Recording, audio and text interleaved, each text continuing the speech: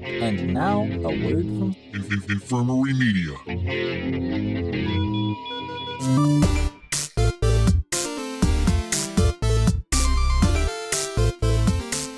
Hey dudes and dudettes, thanks for tuning into this episode of the Be Kind and Rewind podcast, a podcast chock full of everything nostalgic about the 80s, 90s, and more. I'm your host, Carlos. What up? I'm Dylan. In this episode, we're kicking off the Christmas Movie Commentary Extravaganza by setting up booby traps all over the house and ordering our very own cheese pizza for one of the most quintessential Christmas movies from the 90s, Home Alone.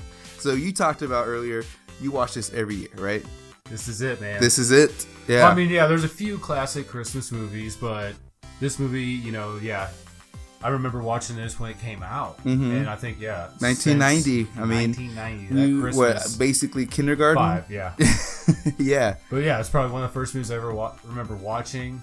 Every Christmas when it comes around, I do watch it. I mean, it's got there's so many memorable aspects of it. So it's like, it's hard to not, when it's on, it's hard not to, especially even the sequel. You know, the sequel is not as great as the first one. Yeah, that's but true. We'll still give it some love. The sequel isn't bad at all. But this first one, it's not only a great holiday movie, it's just a good movie. Oh, yeah. Now, does it make you crave any cheese pizza when you watch this? I don't mind cheese pizza. It's usually not what I go with. It was definitely something when you're a little kid. That's what you wanted. Yeah. Yeah. But as an adult, you're like, okay, I'll give me that meat lovers. I'll take a meat lovers. Well, and when you think about it in the movie, he's kind of a brat because how hard is it to peel off a little pepperoni or something? That's true. He wanted his own pizza. Out of all those people, he was like, give me my own pizza. So, yeah. And then, I guess, did you ever try to make any copycat traps in the house? One of my old houses, we actually did have the laundry chute, and I used to shoot my BB gun at Army men all the time. I still remember it to this day. Laundry chutes are like a thing of the past, I feel like. They're only in older houses. Mm-hmm. I haven't seen one in a while. That's old school. That's awesome. The other stuff, it's pretty freaking risky. Oh, yeah. I mean, they do the whole internet science thing where like they should have died like 3 or 4 times the whole time.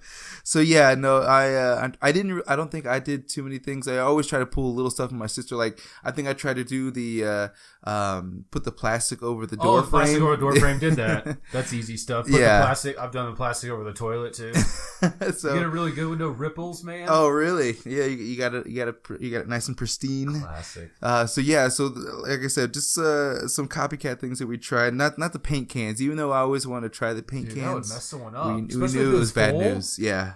That's no joke. We knew it was bad news if you tried that stuff. So man, like you said, Home Alone is such a staple every year. I try to catch it. We try to watch it. I'm not even going to call it a cliche. It's an awesome Christmas movie to watch. Yeah.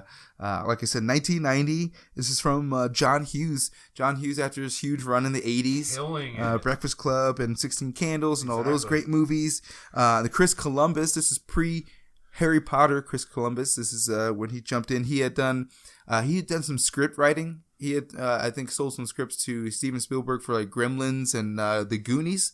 That I think were the 2 movies. So he was kind of making his way that way. So this was his first like real big debut because I guess they tried to get him to direct Christmas Vacation, but him and Chevy Chase, of course, Chevy Chase famously butts heads with everybody. He's been known to be an asshole since the 70s. And so he didn't take the job, and so later on he got this one, and this is kind of his breakthrough. And then, of course, the soundtrack is so memorable. I was listening to it on Spotify the other day while making, like, kind of getting our notes together, and oh my God, it's like, it just... You want to talk about nostalgia, like that really hits you, and how good it is, how distinct it is, because you listen to a lot of scores right now, you kind of feel like they run together a little more, maybe a little more diluted. Whereas the early John Williams stuff, it feels like he really was putting in the time and effort. So especially with this one too.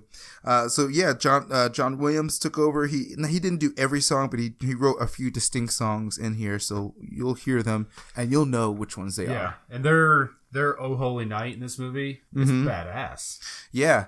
He just did different versions. He did his own versions. Yep. The theme to Home Alone is so memorable. Like I told you I was going to do this corporate party for DJing this weekend. I'm going to add half, if not this entire soundtrack to that, and be playing that while they're eating dinner. Those people are gonna eat they're going to be eating to the Home Alone soundtrack. Even just the instrumental music in this, you know, exactly. It's just like you said. You already know what it is. You already know those distinct notes. Yes. Well, and I also remember it being on the Game Boy game. Home yes. Alone, remember that? It's probably just implemented. They had a couple. I tried to play brain. it on Super Nintendo, and it didn't quite translate. It was terrible on Game Boy. It didn't Game quite. Boy was terrible. but hey, it had Macaulay Culkin on the cover. So what about this box office? Dude, I can't believe this, but yeah, it grossed $285 million in the United States and Canada, $190 million in other countries worldwide, $476 million, and the production budget was $18 million. Good Lord. That's a great return, but this is even crazier. In its opening weekend, Home Alone grossed $17 million in just over 1,200 theaters, but then it proved to be so good they kept it going, and it was #1 film for 12 straight weeks from November 16th, 1990 through February 1st, 91. That's crazy. That's just to show that. I mean, nowadays, if a movie is beyond #1 Christmas for two weeks in a row, it's great. Normally for Christmas movies, they get their Christmas run and it's out. But this one went through February. This is 2 months after the fact. February. So they knew it was a big hit, and so that's when we got Lost in New York. But yeah, it's got all kinds of accolades since then. But it's also had some sequels. We talked about Home Alone 2, but it's also had Home Alone 3, 4, and 5. Yeah, they've gotten a little ridiculous. I don't think I've watched 3, 4, or 5. I've seen 3. I have to admit, I have a soft spot for it because Scarlett Johansson, a young Scarlett. I mean, I'm not going to get creepy, but she's like 14 or 15. Okay. Like, oh yeah, young Scarlett Johansson. But the movie itself is actually somewhat entertaining. Because it's a different kid. Yeah, it's that's why I couldn't do it. It's a kid. I can't remember what movie he's in. I think it was One Fine Fine Day. I know Scarlett Jo is in. I'll check it out. Yep, got to. But I have never seen any footage of 4 or 5. But it is in the Guinness World Record for highest box office gross by comedy, accumulating 470 million doll hairs. So that's a lot of doll hairs. And I guess it prompted the term to be Home Alone. So whenever there's any other movie being released at the time, they were being Home Alone because they were being basically towered by this phenomenon that was going on. I killed it. So yeah, so there's just kind of some pre-movie stuff for those who are going to be following along. We're going to be at the 20th century logo here. So we want to get lined up. Go ahead and do that, and and we'll just get into Home Alone. So let's get a countdown in 3, 2, 1, go. All right, and this is the old school 20th Century Fox. We're not even going to see this anymore because it's going to be Disney before too long, right? Which is crazy to think. And just those colors and that animation. See, there's that distinct soundtrack. As soon as you hear it. I gotta ask too, why would Chris Columbus's parents name him Chris? Come on. I mean, all the names. Come on now. They needed to read a history book. Yeah. We all know now. Anywho. Like I said, we're talking about the soundtrack. John Williams, like he was doing all of Steven Spielberg stuff. He still does the stuff for Star Wars. He did for George Lucas.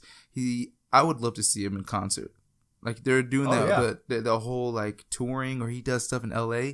We should definitely make our way out to LA and see him to do that. Because I just saw when I was in the store the other day, they're going to do Home Alone with the symphony out here. Yeah, that's awesome. Because I've seen also Hans Zimmer. He goes on concerts. He was here recently. I missed him. I was sort of devastated. Actually, I was. See him too.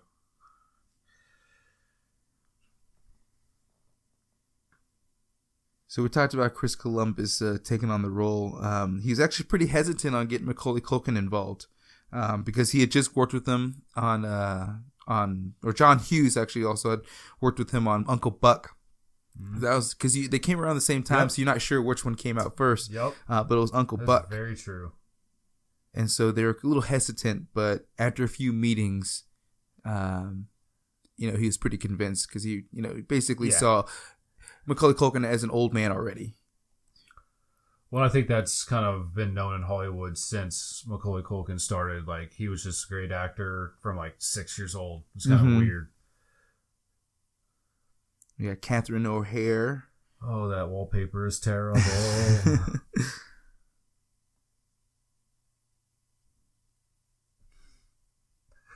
So I didn't know Catherine O'Hare. She was part of CCTV, like all that stuff growing up. Like just from this movie, I thought she was Mrs. McAllister.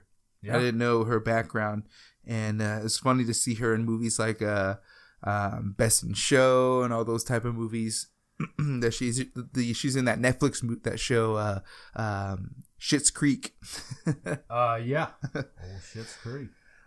John Hurd. He actually passed away recently, this last year or so. And I reached out to him to be a guest on the podcast, and he turned it down, but he did it gracefully. He's like, not for me, thank you. And then it was maybe not even a few months later, unfortunately he had passed. But when he was in this movie, excuse me, if you can tell that he's maybe not into it, it's because I guess he thought it was going to be a bomb. So he really wasn't into the role at all. He didn't think it was going to be that good. So he's maybe not putting so much effort in it. I can see that. Cause, I mean, he looks so bored. Yeah, especially filming this. Yeah, he looks so bored in some of these parts. So, and I think a lot of kind of movies are like that. They never know they're going to be big hits like this. Oh, Joe Pesci, man. Yeah, and this is, again, another movie I saw this before he was in Goodfellas and Casino and everything else. And he played great. So I didn't see him as him. This is like his pivot, doing something different. I thought this is Joe Pesci. Yep. This is what he does. And we got older Pete and Pete of the Pete and Pete's.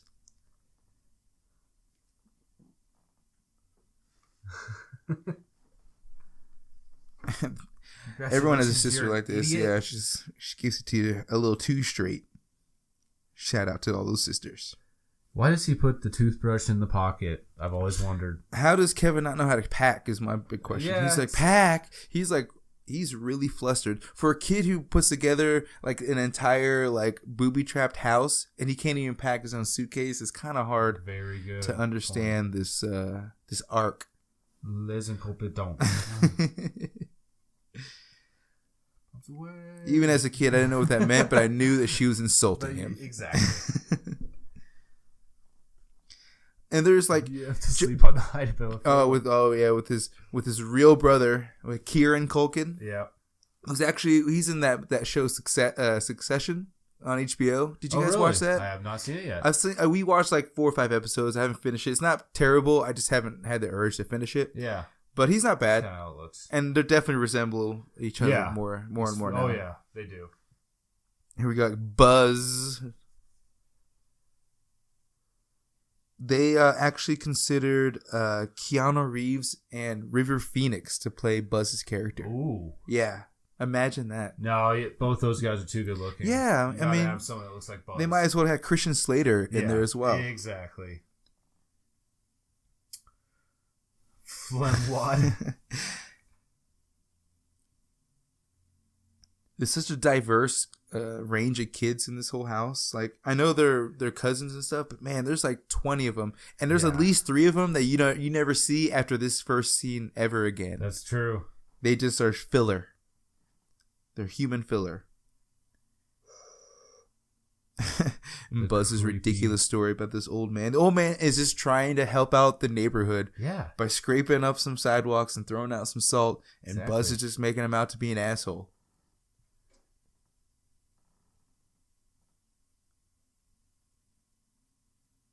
Now, I wonder if Buzz is making up this story as he's telling it, or is this something he's actually heard from somebody? More likely, he's making it up. I mean, it's hard to say back then because there's no internet or anything like that. So because on top of that, he literally on top of that, heard it from someone else. He had to have told them this before because they live in this house. So this man does this every year. So it's not like this is like if there's like, oh, this is the first time. Who is that old man? But he already knows the story. That's very true. This is not adding up, John Hughes. I guess maybe Kevin's old enough to hear it. Maybe, I guess so. I guess he had never heard the story before. And this is maybe a cousin who's never been in town before. Yeah, he's like, I'm just trying to help you boys out. All right. Just doing a little shoveling.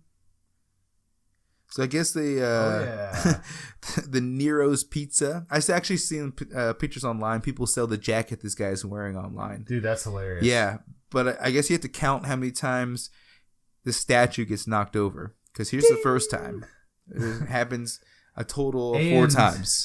This is a little parody on Little Caesar's Pizza. Because Caesar and Nero, both old famous dudes. You know what? I can't hate on Little Caesar's. It's not bad. The hot and ready? The hot and ready. It's hot and ready. It's good to go. Drive through.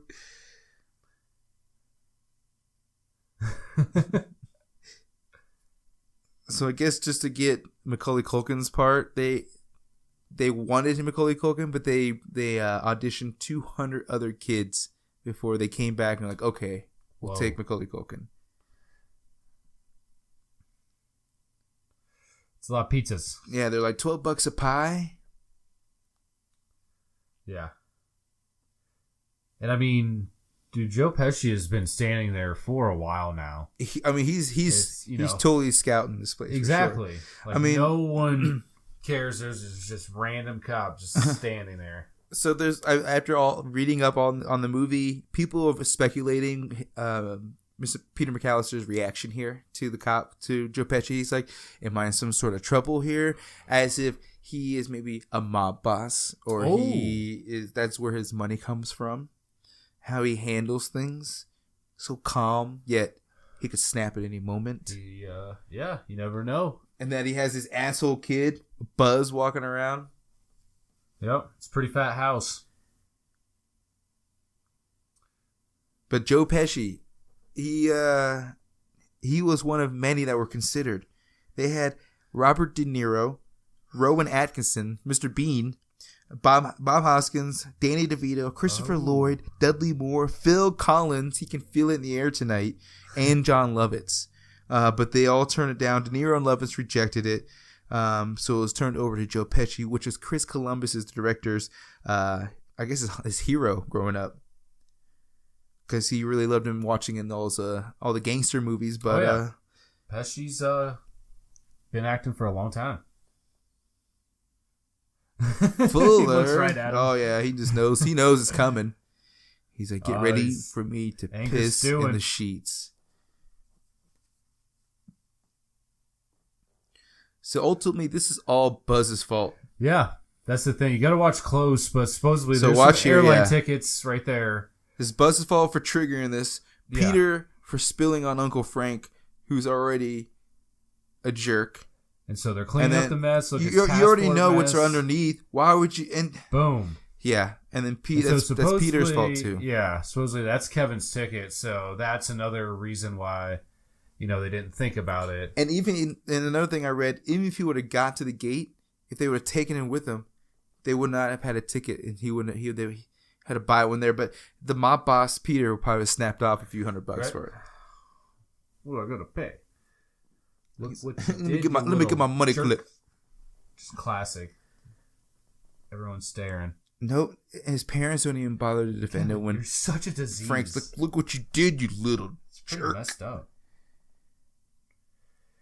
Dude, yeah, the role of Uncle Frank, it was given to Jerry Bayman. The character was originally written for Kelsey Grammer. Frasier. Yeah, imagine Frasier as that. I could see it. Yeah, yeah. I could see. He really wasn't doing many movies back then at all. This is 90. When was Frasier? He was in Cheers still. When did Cheers end? Cheers, I think, was right around that. Because Frasier got big in the 90s. It wasn't long. He went right from Cheers to Frasier. So that's probably what it was. He's like, I'm gonna do my own sitcom. I'm not gonna be an uncle for this child. I can see Kelsey Grammer being over the top. Mm-hmm. But they also wanted to consider Michael Richards, a.k.a. Kramer, for Marv. Which, I could see that too with the bouncy hair. Yeah, I could see that. But this is peak, like 90. This is like right when Seinfeld's probably getting into its apex. And so... I think it started 89, didn't it? Yeah, so season 2, season 3. It was more like season 4, season 5. But still, it was on the air. It was early. Yeah.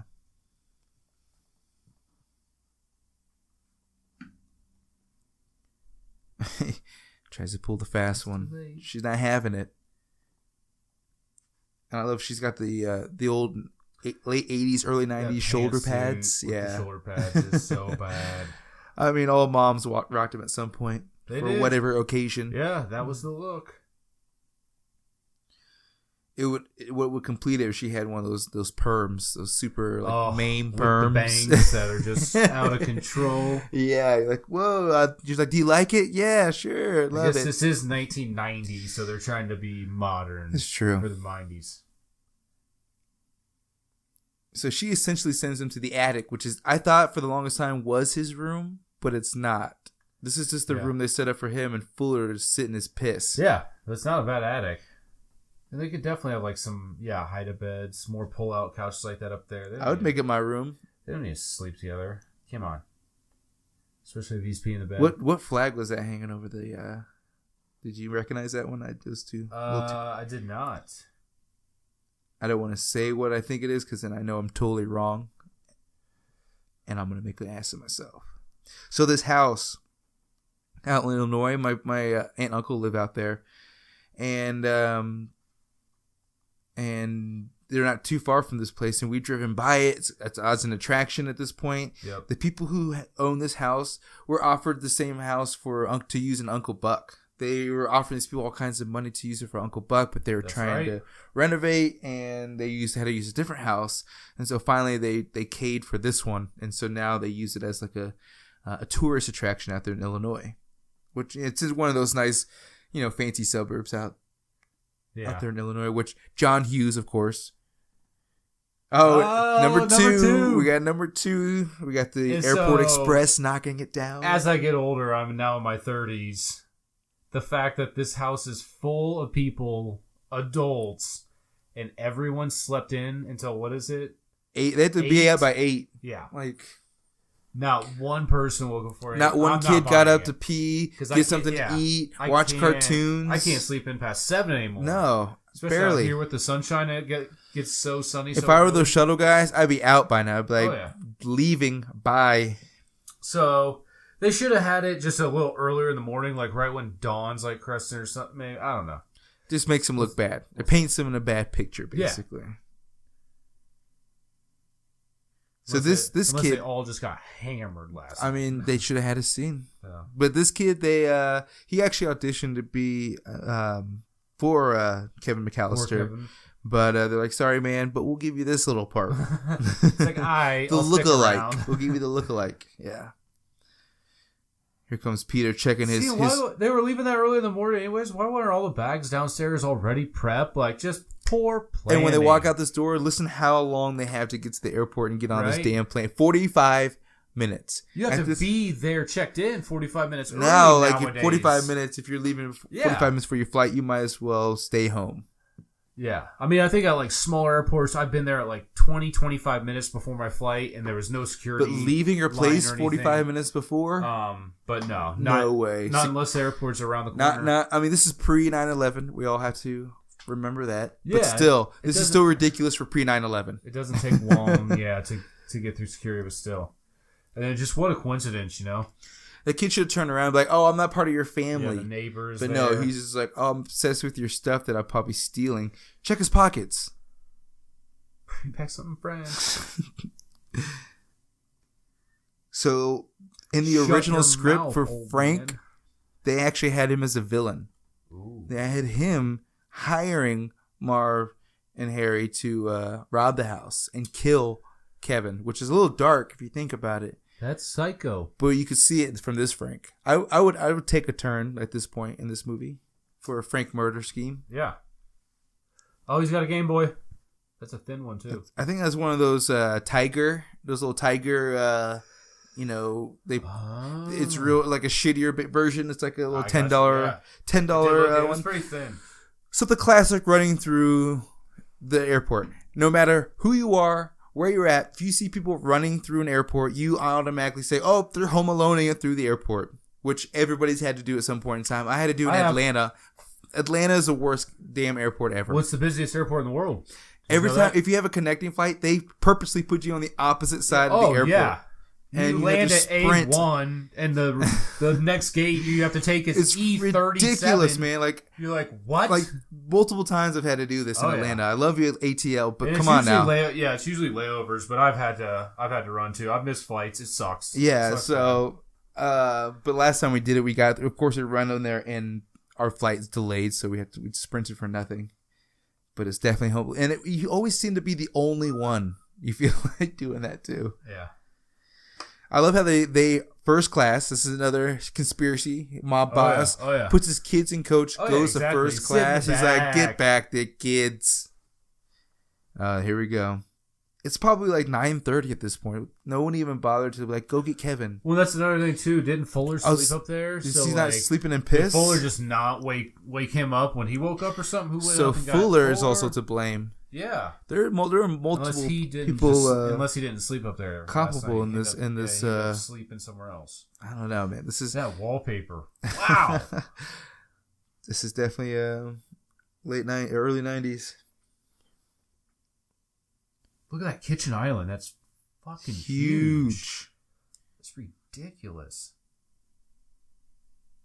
Kind of reminds me of the Weird Science kitchen.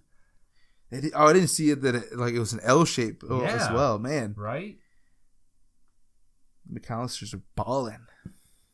He's a mob boss. For sure. Convinced now.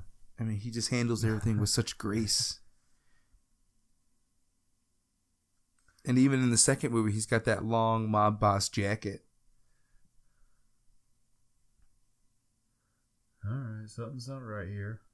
So I guess some of the scenes were shot in the actual 3-story house in Illinois, but they had some on set, and some they used actually for a different house. They did for some interior stuff. So, but it's all flawless. Oh, here comes damn Frank.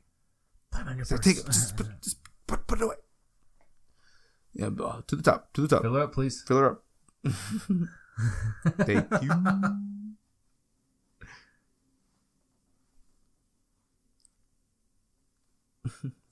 Right?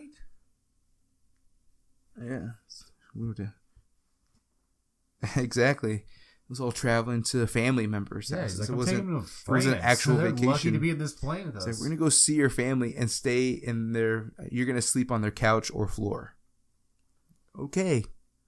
For 4 days.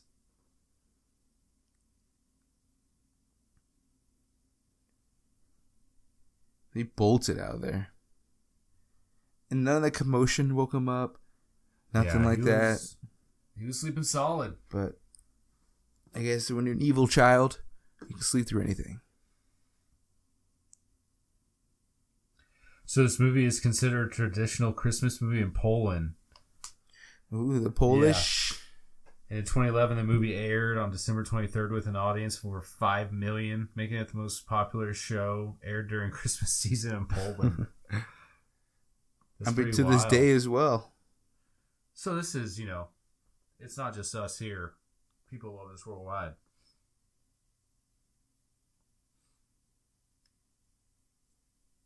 Must be Catherine O'Hara's red hair. They love the gingers from there. It could be the ginger. So this furnace, everybody's got that scary thing in the basement. Mine was just the sheer darkness of my basement. Whenever I turn around, go up the steps, and it's just so black down there. I just have to sprint up. But I could definitely see this furnace doing what it is doing. Imagining it. Oh yeah, that's creepy when you're that age.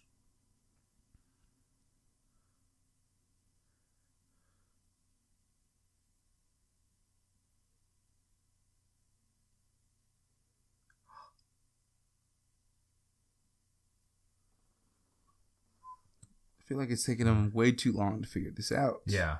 He hasn't found one person. Put it together.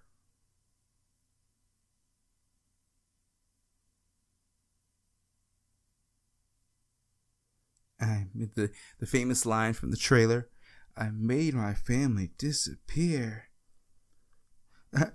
So they didn't have very much money for the budget for any special effects. So the guy, all these little effects of the faces showing up next to Kevin here were done by some dude in Chicago in his basement. He would charge him like $200, $300 here and there to do some stuff. And then, of course, the movie goes on to make like 400, 500 million. He's like, damn it. He could have got I should have charged him way more. So, yeah, he's kicking himself. But basically, some dude like down the street did it. And the ultimate, yeah, as a kid, you gotta enjoy it. I'm not against it. I'd have done it. I'd have been let's join this big ass house myself. Definitely jumping on every bed, eating all the treats. I'm going to wherever Frank's sleeping, and I'm turning over his mattress. I'm peeing on his stuff, and of course, you go into Buzz's room. You're gonna check out the Playboy. Oh yeah, he doesn't even know what he's looking at. They taped all the pages together so young Macaulay Culkin wouldn't see. Yeah, I mean, very young. You can't be showing him that stuff.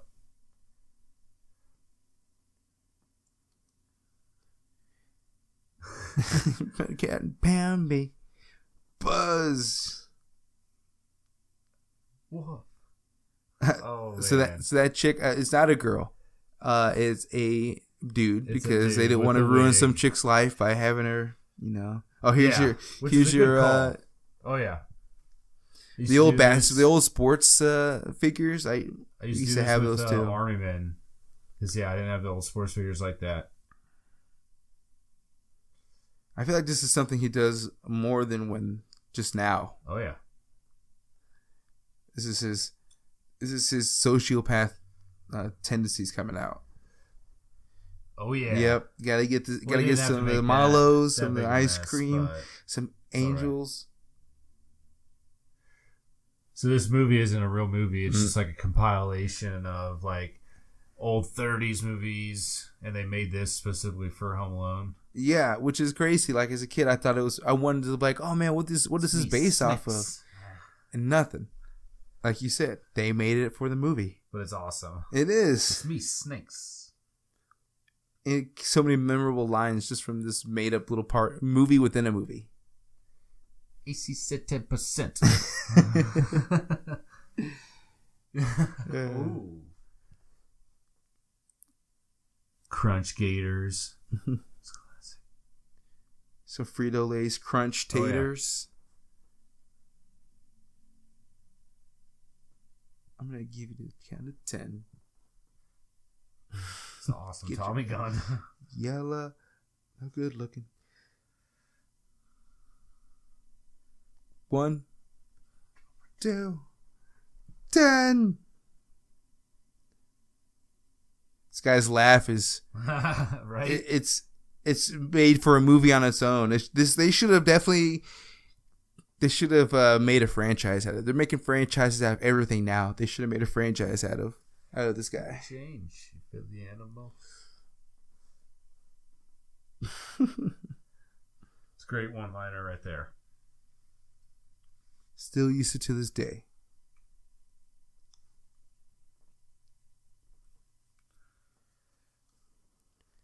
So this is now occurring to her that something is missing. It's happening. I feel like I didn't tie my shoelace. I feel like I left the coffee on the garage door. That's what it was. Coffee. See? He's just so calm and collective. He's like, I'll just have some guy whack, baby. It's cool.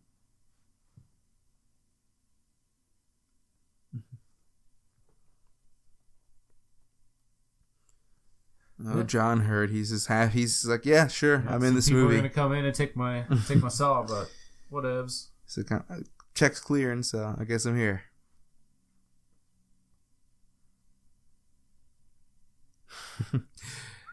All right, so this sled part, it looks great, but that angle, top view right here. I don't care what he's doing here. That ain't, you got to go all to the far right and angle all the way to the left. Right there. He is doing it all wrong. Yeah, I failed math, and I know this angle is right. Yeah, it's always been a little bone I have to pick with this movie. I'm like, nah, he's not going out that smooth. But it's an awesome idea. I mean, we've all done it. So, of course, this is not Macaulay Culkin. This is a 30-year-old, a 4', 30-year-old that they hired to look like Macaulay Culkin. I wonder if he's still trying to pull it off to this day. He's like still wearing all the winter gear in LA. He's like, I was Macaulay Culkin in 1990. It's like, we get it, man. However. It's just horrible. Shut up, Frank. Right?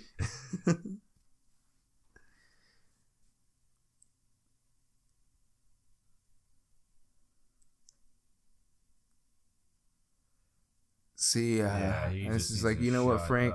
You can just shove it. All right, here we go. The Wet Bandits. So the van that the Wet Bandits are in. Okay. Is a slogan that says "OK Plumbing, your flood control experts." It's hilarious because they, of course, flood every place that they go to. Right. We're the Wet Bandits. Okay, so this is hilarious. So they're all essentially coming on at the exact same time. As I'm saying, like, it should be one time, or does he know every second that it comes on? Yeah, this is like 9 seconds in between each house. I was always bothered me, even as a kid. I was like, no way, they should all come at the same time. Because it's the same minute, basically. It's just like, bothered me.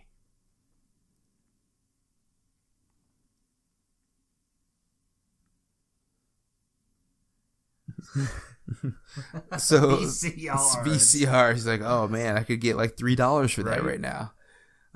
So they both were kind of indifferent about being cast in the movie, so they were just giving over the top performances the whole time, which actually played out well for the tone of the movie. Like, I think they knew it was going to be kind of cheesy, but I don't know, it just played perfectly. It did. Yeah, they are great dumb criminals. Do you ever watch The Grinch? Oh yeah. It's not one of those every single holiday season, but is it the cartoon or the Jim Carrey one? I prefer the cartoon one. Yeah, I do. It's just what I watched growing up. I do like the Jim Carrey one, but the cartoon is classic. Yeah. All right, this is about to get real.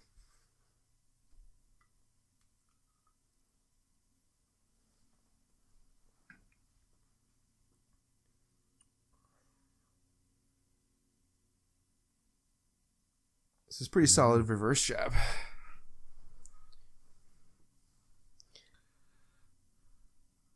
Now they're being really loud for someone who's about to rob a house. They are slamming doors, not even hunching over. Crowbars are pretty loud. They're just getting lazy, I think. Well, they know they're gone. That's true. I mean, it's a pretty abandoned block. It's true.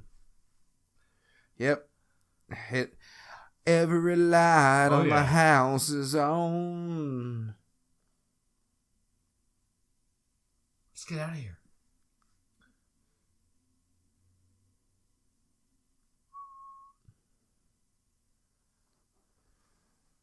So this is like no cops called. This is hide under the bed. Close call. It's a quick arc from hiding under the bed to let's plan these guys' ultimate death, basically. But I'll take it. Yeah, he grows up quick.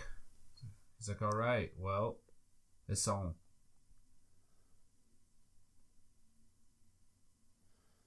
I hope she starts hanging up on people. She's like, oh, we need this phone. Yeah.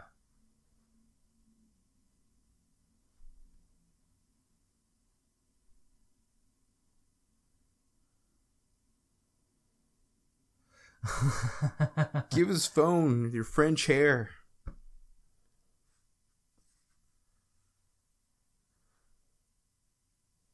Pre-cell phone. It's got to fight over a payphone. Yeah, it is pre-cell phone, so it's just another one of those, like it can't possibly be that hard to get a hold of one person to go over there and not a cop, just somebody, and just say, hi, are you okay? The lineman guy who was repairing the cables was like, it's going to be out. It's going to be weird for a few days, but still, they did call the cops to make their way over. Yeah, I get not being able to reach, maybe the house because of the telephone there, but yeah.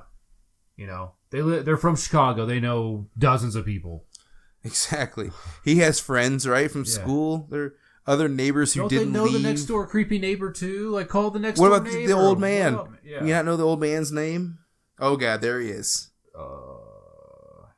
One, you know, in Kevin's defense, he could say something too at this point, not just stare at the little kid. Yeah. Excuse me, young man. Are you by yourself? Right. See, he goes from being this scaredy cat to being like, let me take these two guys on. I like how they paint these police officers as total jackasses. Wrapping gifts.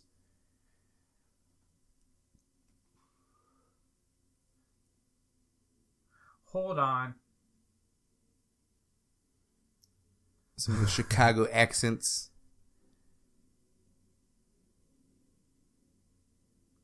This guy's a great character actor. He's been like, I seem like Home Improvement and some other stuff.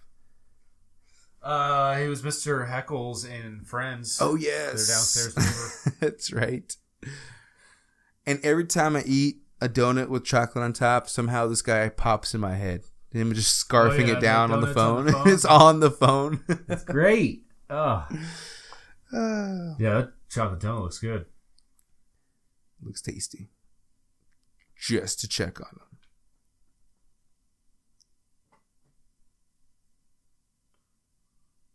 Hyper on 2.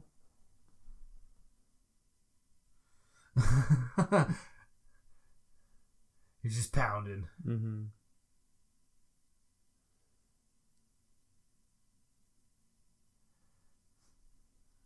Pick up. Oh, meow.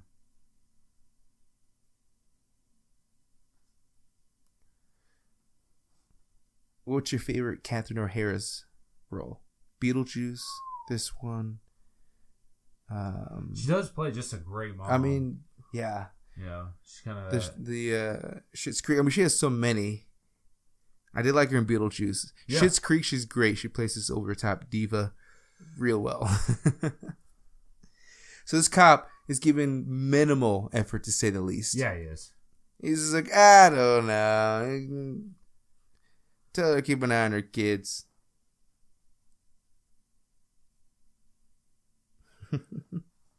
Tell them to count their kids again. Like, she would really call and make that up. Yeah. He's like, what if I brought a friend up who whacked you and he made you think things a little bit differently? It's my terrible accent.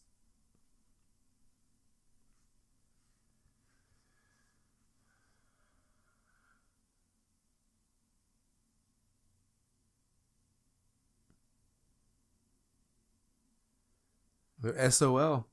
Yeah. They just got to make sure they got to. At that point, they're like, we just got to get hold of somebody to make sure he's safe. And at that point, you're fine. And so you don't have to stop trying to get back. Just contact somebody.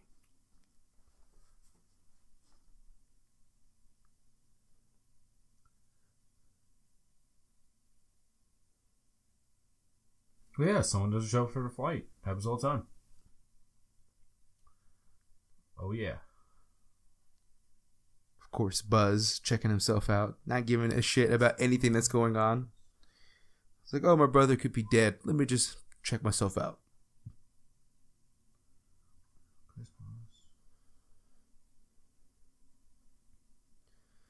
So they're going to they're going to Paris. They're going to the hotel, right? Doesn't his brother live there?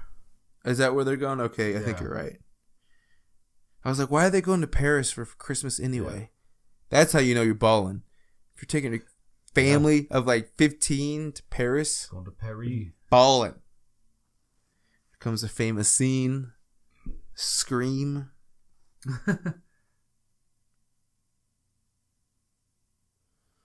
This made me scared of aftershave for a long time. I was like, is it hurt that bad? Right. This is a bad idea. It is. You should know There's those no shelves chair or ladder or something in the will house not hold even your tiny body. Yeah. yeah. Nasmat. With the tarantula. Axel. The tarantula.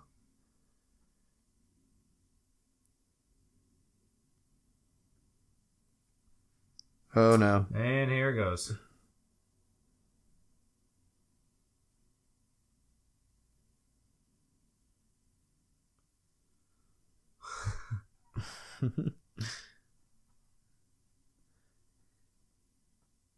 Well, he got what he wanted. Some sweet cash. Oh, yeah. Life savings is like About $9. Oh, It's great. it is. Even as a kid, I thought that was a lot of money. I was like, Yeah. oh man, there's a lot of ones in there.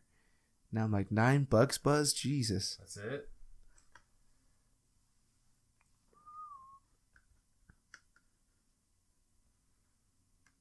Oh, and the mitten clips. It's clipped to his coat. It's fucking classic.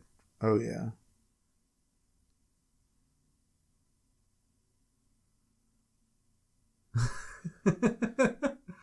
That toy car is terrible. It's on A cord. Like, you wouldn't have any fun with that. You had to chase it around. He's just going to town. He's like, he doesn't even want it. Just scooping.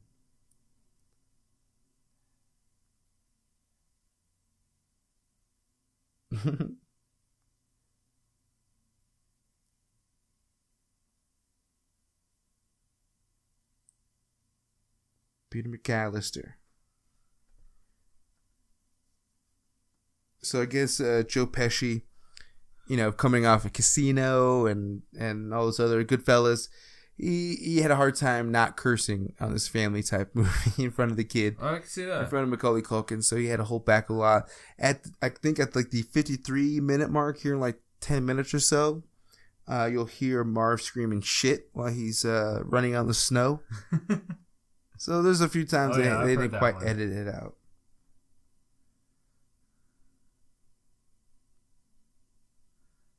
And this part too. Who cares? I'm like, you know what, kid? Just tell him yes. Get out of my He doesn't face. know he's 7. Where are your parents? Oh, they're not here? Get out of here. Herb.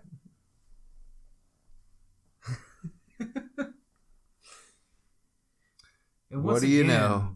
The old creepy man just makes it creepier. Mr. Instead Marley. of just saying, "Hey neighbor, how you doing?" He just slams down his fucking cut hand. Like, dude, he is very antisocial. Yeah. He's not helping his case at all. I'll give you that. This is creepy what he does right here. Like, who does that? He does. There's blood on the outside of it too. That's not Like, man, I gotta wipe this down That's now. not sanitary, man. And then he just stares him down again. Say something. I'm like, Harrison Ford, right? leave the kid alone, you grumpy old man. Just say, "Hey neighbor, how's it going?" Howdy diddly, just like He still doesn't say anything. He's No. just staring down. they're gonna ruin this kid's life over like $1.73. Jimmy,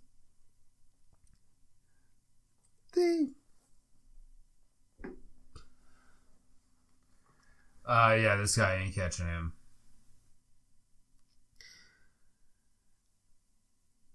he leaves what was probably a dangerous driver to go chase a kid with his toothbrush. It's a toothbrush.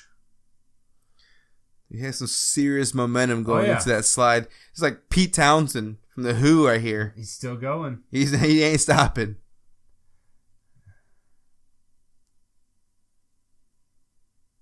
Stand no chance, old man.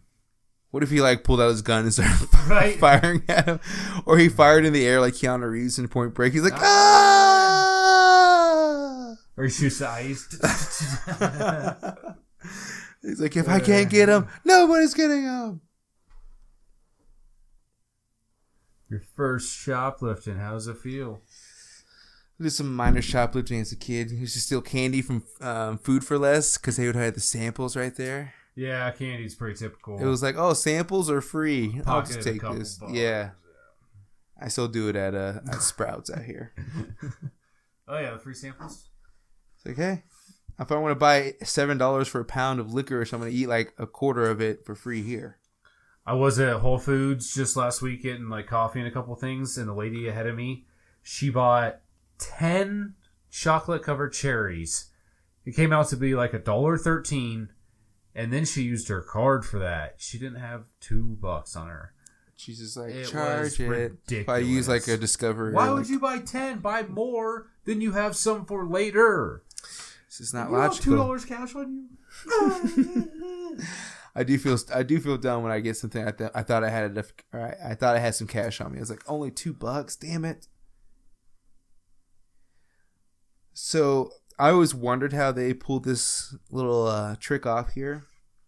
So what they did is they did the old classic reverse.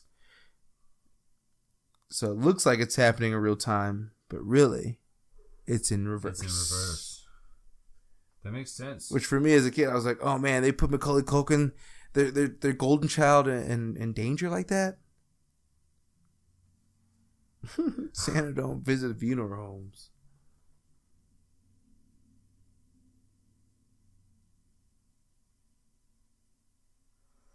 That gold tooth. Yep. Giving them away. It is.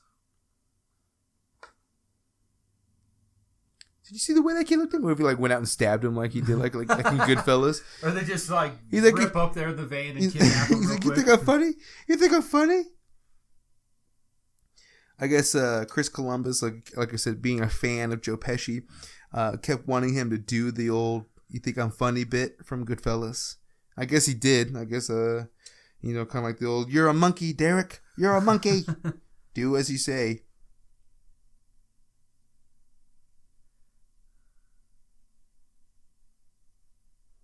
This is just creepy. Couldn't do this today.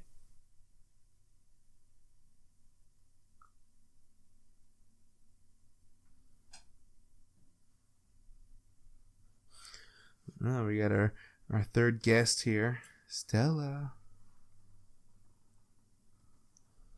She's making her way in. She just wants to say hi.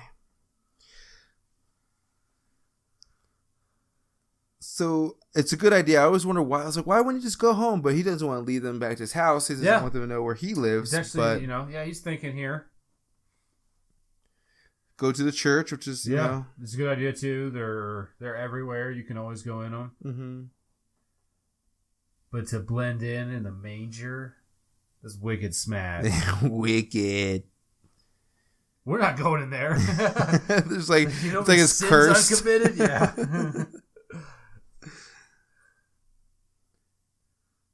We're not going to clearly go into the place he probably went into. Now he's ready. Mm-hmm. He's made the transition. Next time, I'll be ready. He's still got his toothbrush too. Cop pulls up, arrests him, puts him in cuffs. Get in here, kid. You thought I wouldn't find you. This is another good move. Yeah, getting all the mannequins. Oh, yeah. So this is a suggestion that Captain O'Hara's job is that she's a designer. People were saying that they don't know if he's a mob boss. What is she doing? If they had that kind of income, maybe all these mannequins come from her being like a designer of some sort. That's very true. They're in the house. He didn't just go out and get these mannequins that day. Yeah, and of course, the Michael Jordan. Michael Jordan is Macaulay Culkin's favorite player among a lot of people's favorite player at the time. Yeah. He liked Michael Jordan and Michael Jackson. A lot of MJs in his life back in the day. Ooh. Yeah, very clever different ways to move them. You got the record player, got the train. A lot of string work.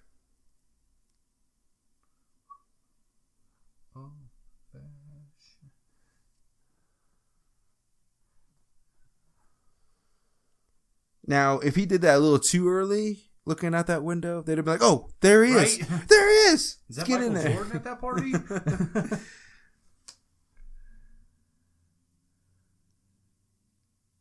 And so I really don't see the appeal of taking their kids to France at this point. If they're going to be watching "It's a Wonderful Life" in French, I mean,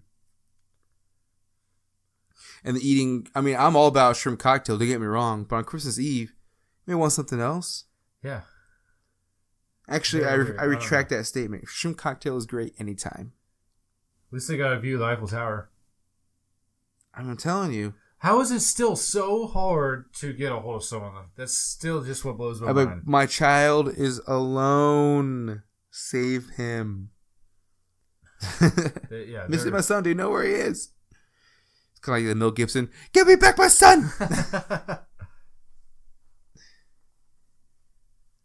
So this girl, this sister, she was in this movie called I can't remember what it was called.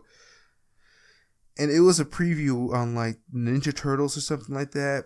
And she just kind of fell off the map. And I kind of liked her in this movie, and I liked her in that movie. And I just never knew what happened to her. She just kind of quit acting.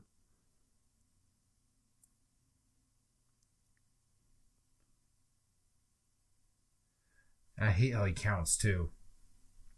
Why you gotta do that, Buzz? And D. Right? Are you just trying to look stupid? Oh, here we go. And number 3. Tris. 3 for the statue. That statue's just not having that's 2 for the Nero's guy. He's got to step up his game. Get it together, man. That's a gremlin. It ain't that fast.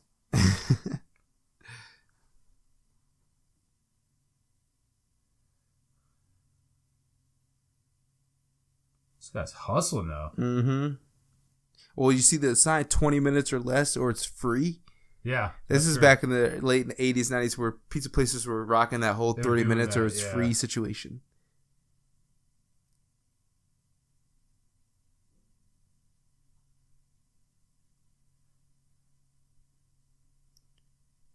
Like, I was here last night.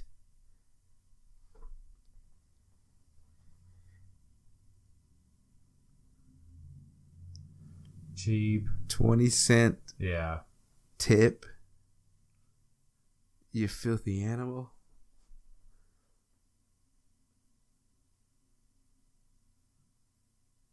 This kid looks like a young Daniel Tosh. Ah, he does.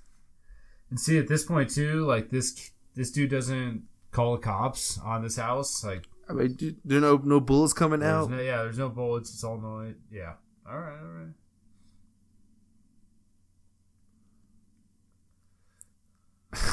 I would wreck a cheese pizza right now, though. Oh yeah, for sure.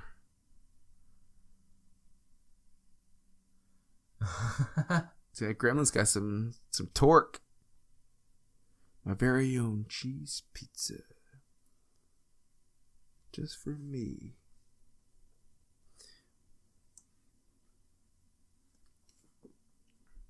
Yeah, cheese pizza is overrated. Unless it's like. It's like 10 cheese or whatever. You got all kinds of crazy Gouda, brie, whatever. But I can't just do a regular cheese pizza. Not many.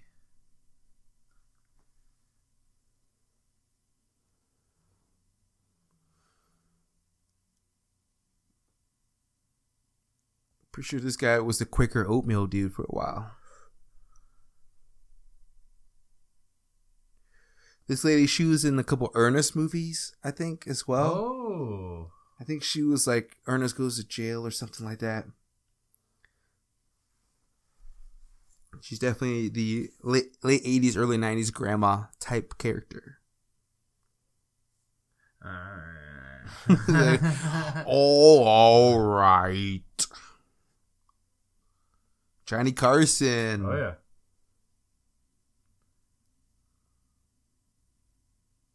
Yep, spotting up in the parents' bed, watching TV. Oh, yeah. So what are recent parents' comforters were almost they like purposely bought more they made your comforter way worse than theirs. It's just like we were sleeping in potato sacks.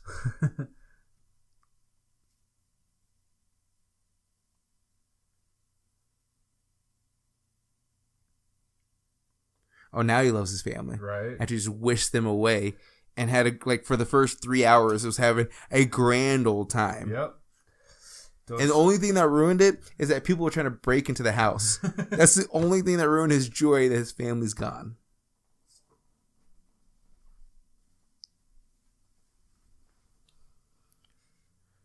And of course, the soundtrack coming in. Oh, yeah. These songs, just like with Christmas Vacation, they incorporate these songs that have, of course, been classics before, but growing up, hearing them in these movies, I automatically just associate them with these movies in particular. Oh, definitely. But yeah, they are. They're classic Christmas songs. And watching this movie, you get exposed to them early. Mm-hmm. And of course, we're now within the month of Christmas, so it's not too late or too early for Christmas stuff. We're in it. We're in it. After Thanksgiving, you're good to go. If you do it after Halloween, people hate your guts. That's true. See, I've had that discussion with some people because sometimes I put up my tree a week or two before Thanksgiving just because I want it up. Do you guys have one up now? Yeah, I got a little guy. Little Charlie Brown? Yeah. Well, it's nice and full, but yeah. I was going to go big, but I'll go little this year. Mm-hmm. But I don't think there's anything wrong with doing a week or two before Thanksgiving if you really like it.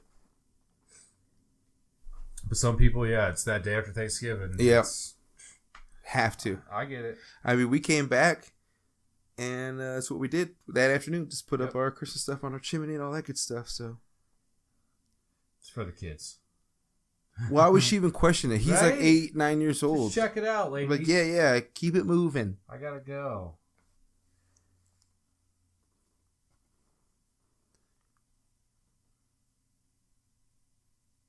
Okay. And people were saying on set that they were all stunned and at his maturity at Macaulay Culkin's maturity as a 9-year-old. But if he looks tired in some scenes, I guess he was taking naps in between basically a lot of scenes. So he'd probably wake up, do the scene, take a snooze on the floor, do another scene. Yeah. Well, I know because of child labor laws, too, he couldn't work past 10. Mm-hmm. He worked like 5 hours a day or something like that. Yeah, a lot of time, they have night scenes, so it made it difficult. So they had to, do certain shoots after, 6, 7 o'clock and nail it. Everyone, that frustration of trying, if your groceries falling out. Both, yeah.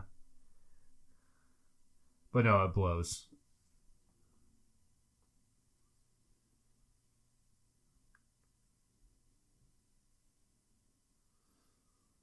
That furnace, man. I'm telling you.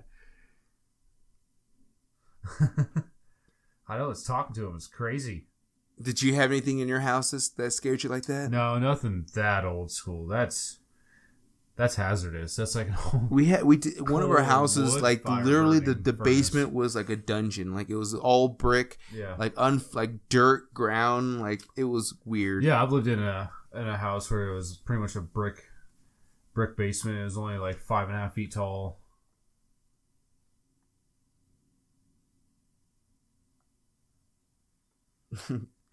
Go do it. Go check it out. Yeah.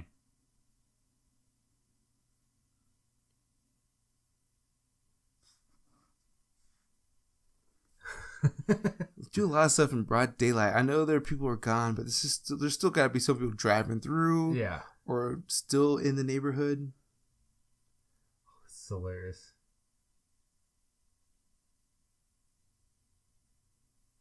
See, and he should just have music like blasting all the time. Oh, yeah.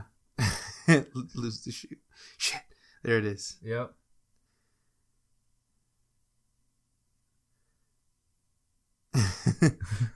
Perfect timing. What a coincidence. It is.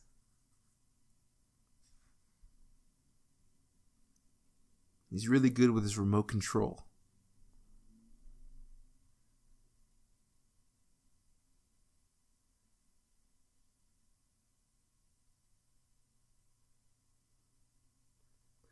Very clever. Yeah, it's a great idea. And it's nice that the firecrackers are sitting right in that snakes. drawer. No, I don't know no snakes.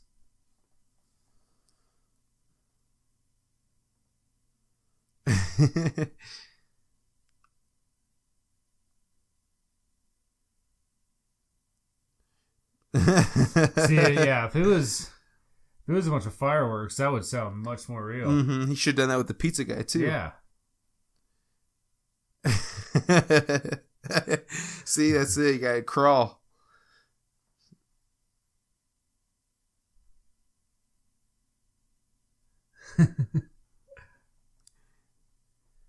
And he doesn't add in a Happy New Year until Home Alone 2, right? That's when, Yeah. that's when that comes in. Yeah. Someone beat us to the job.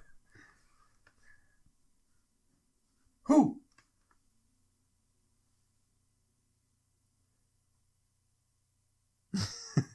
Snakes? I don't know no snakes.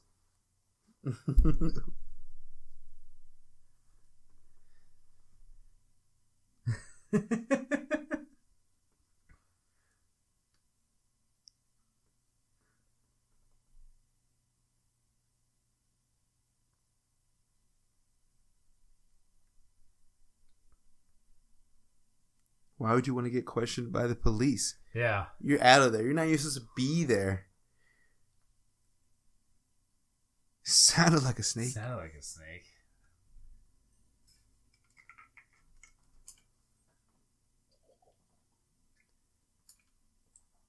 She should have handled it just like in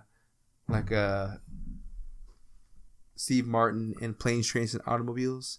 I want my fucking car right fucking now.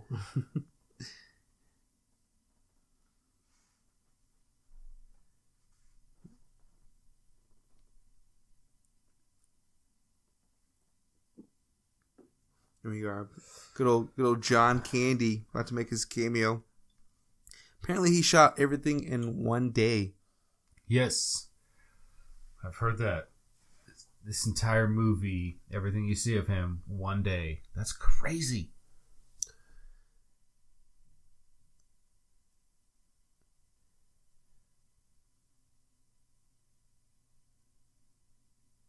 And there's a theory saying that guy is Elvis back there. Yes, I've heard that. Did you hear that too? And he doesn't really... That guy does not...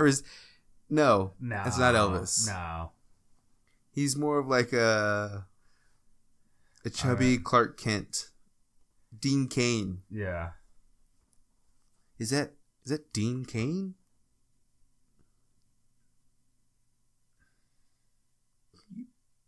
Gus Polinski. Polka King of the Midwest. Polka Polka.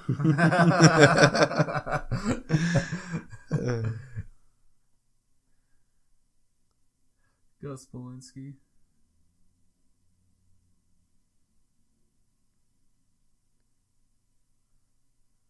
he's like flabbergasted. No, nothing.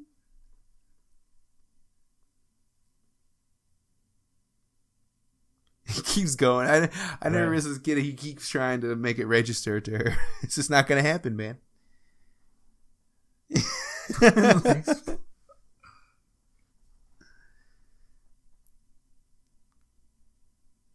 These are songs. Yeah, she is like, get to the point. What do you want? Woo. Sheboygan. Shikaka. Shikaka. Drive as in ride in the back of a U-Haul truck. Right.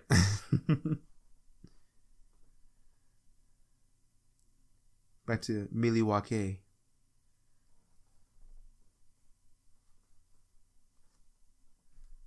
Oh, jeez.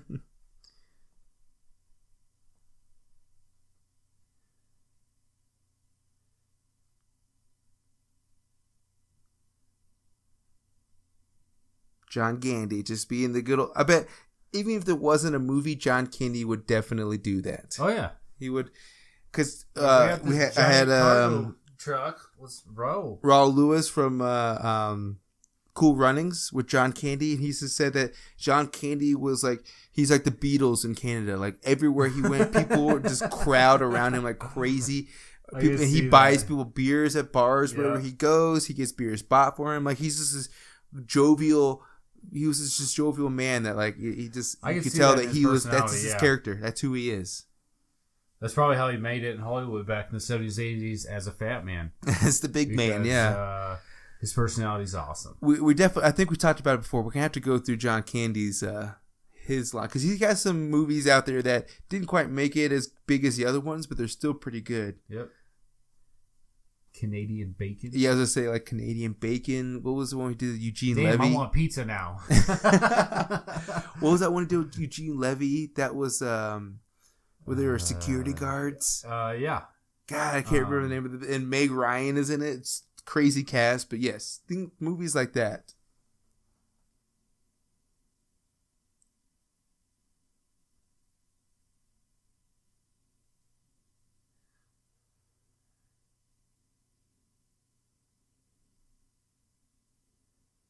Oh, they said it. And credits.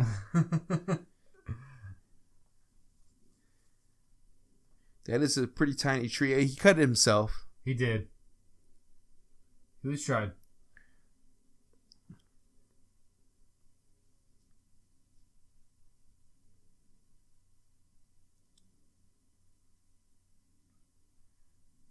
Doing some recon now. Again, in the middle of the day in the backyard of this house they want to rob. Like, kids are scared. Like in Home Alone 3, they have a neighbor, some old lady neighbor who's just constantly like calling about bullshit going on in the neighborhood. Like there's not one neighbor like that in this one. That's what's weird is this neighborhood. I guess everyone's so rich they get the hell out of there. They all went to France. They all went to They all went to Europe.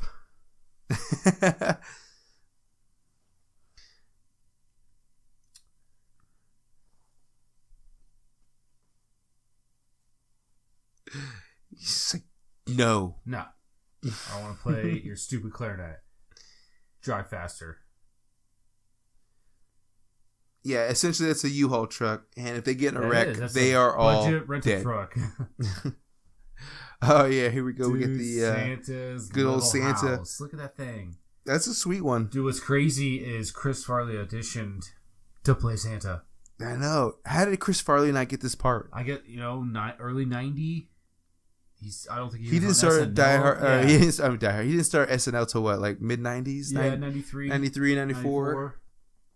Around with Sandler and those guys. Isn't that crazy? How cool would that be though if Chris Farley was Santa in this though?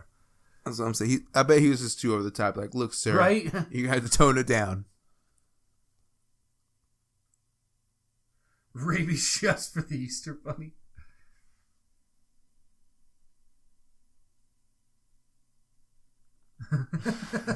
Come on, let's do this. I'm trying to think whether this guy was in something else.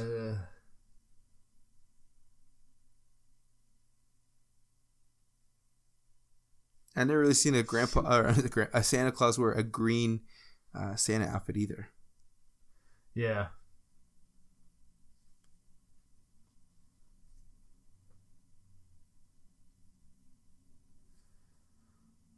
It's like, kid, you're making me all sad by asking me that kind of stuff. It's like I'm about to go do some blow with some friends at yeah, this Christmas see party, that elf man. over there? We're about to go get it on. But he's learned his lessons. He wants his family back. It's like making him all existential. This is some little tic tac. Something. Pull out your little paw there. This is the last of them. 3. Don't go spoiling your appetite. Tic-tacs.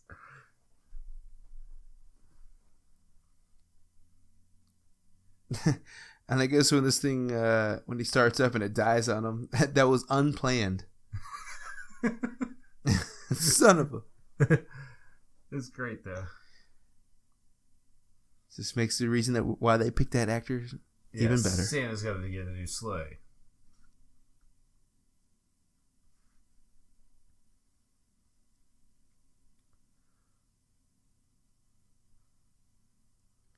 So now he gets to have that envious moment of seeing another family. Right? Yeah, this family's house party's popping. Everyone's hit it. I mean, they should have had like a fairy godfather or mother come in and be like, you know what? You would be enjoying that had you not wished your family away. Just rub it in his face a little more. Yeah, it's like you could be sad, but you need to realize this was all on you. Be careful what you and wish you for. deserve this. That's what the movie needed. It needed that voice of reasoning, which is what Mr. Marley is going to be in this part. He's gonna get all deep and stuff with him in the church, but like he should have been there from the beginning, being like, he should have been helping him. They should have Mr. Marley helping him from the beginning, as opposed to what you see later on. And it makes sense a little more too.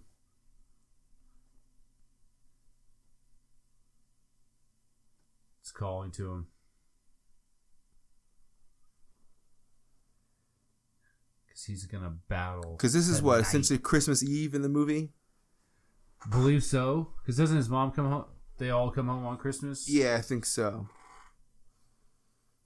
Man, this is a big choir for like 4 people. Yeah, not many people there that evening.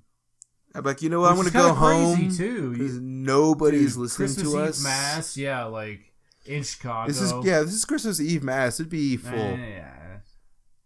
It is empty. I haven't known too many masses to not be full on Christmas Eve. Right. The choir sounds good, though.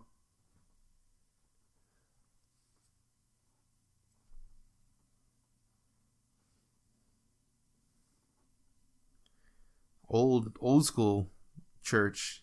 Yeah, so those creepy old statues.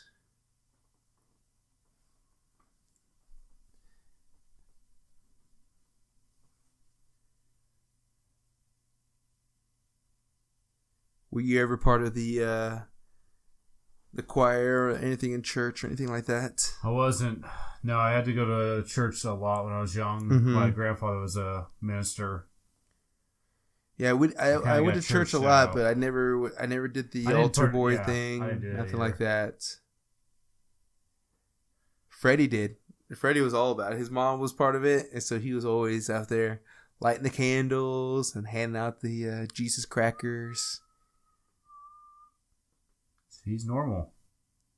Yeah, where was this right. the entire time, man? Like, why couldn't you just be non-creepy? Slamming your bloody hand down. So that's all I wanted from you, man. To not just be creepy. Thanks.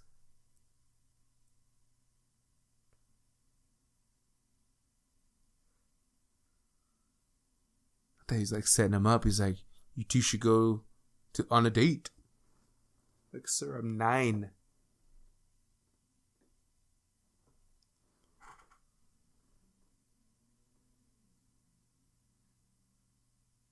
So he knows the rumors and the stories are out there. He needs to set them straight. He should go to like town hall and put an article in the paper about himself. Or how badass a movie would that be? Set the story straight. A prequel movie about Mr. Marley. Yeah, about Mr. Marley and how he cut his hand and his relationship with his estranged son. In World War II and just murdered bunches. He's like, I de-iced, assaulted so many sidewalks in WW2.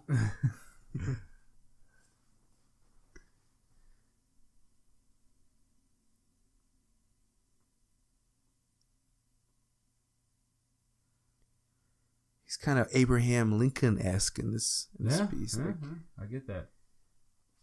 You know, Kevin, 4 scores and I forget. He definitely looks like he fought in the Civil War.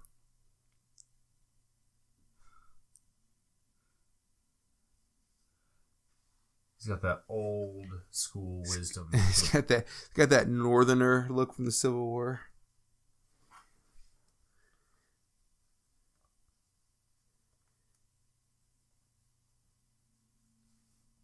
Like, we'll just come over and my place, man. We're going to eat some microwave mac and cheese. I might get another cheese pizza. I'm going to probably get charged for attempted murder. Like, let's do this.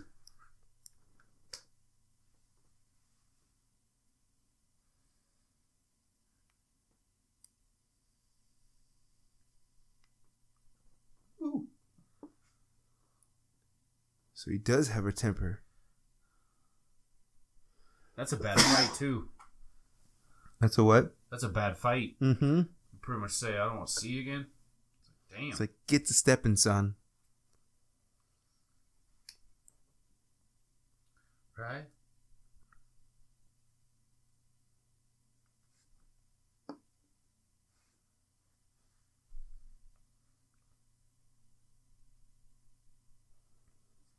And that giant furnace that scares the hell out of me. Like, you got to mention that furnace, too.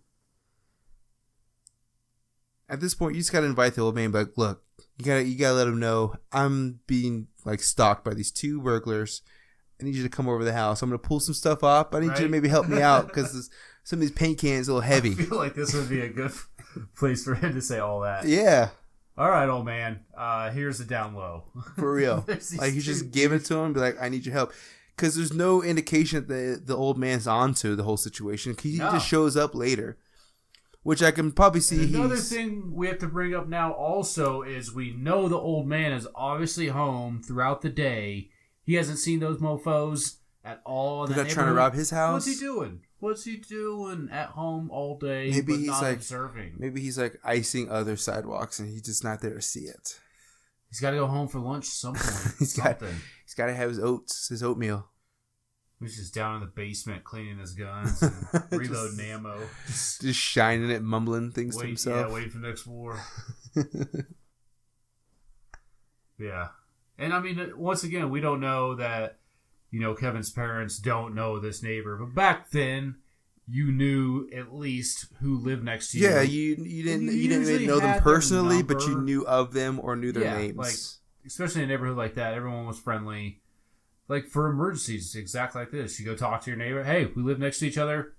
Here's your number. Here's your number. No, I think this should have been a turning point where he invited the old man to come help him. Yeah. And the old man's like, well, you should have called the cops. He's like, it's too late. And they're like, we got to do this. Old man, you in or you out? I'm going to go home and make me some fucking mac and cheese. Are you going to be my boy Blue or what? Let's do this shit up.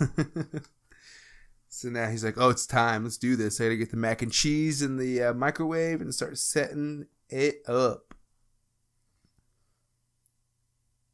See, just this little instrumental music. You know exactly what's happening. And I get so pumped. See, all the lights are coming on, so they know it's time.